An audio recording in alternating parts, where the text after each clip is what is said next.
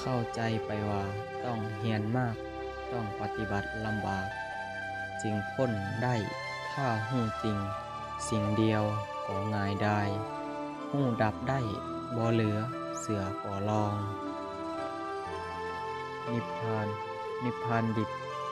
ได้แก่การบรรลุธรรมสูงสุดจนกลายเป็นพระอรหันต์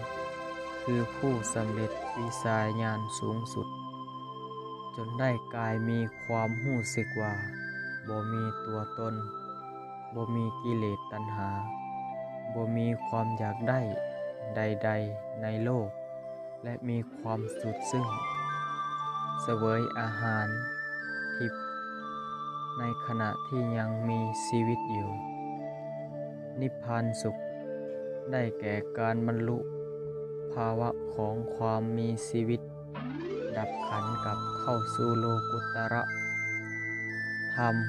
สันดาวดิงผู้คนจึงมักเว้ากับผู้ที่ได้ดับขันธ์ไปแล้วว่าไปมี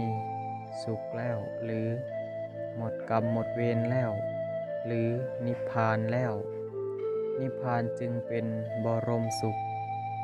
คือสุดยอดแห่งความสุข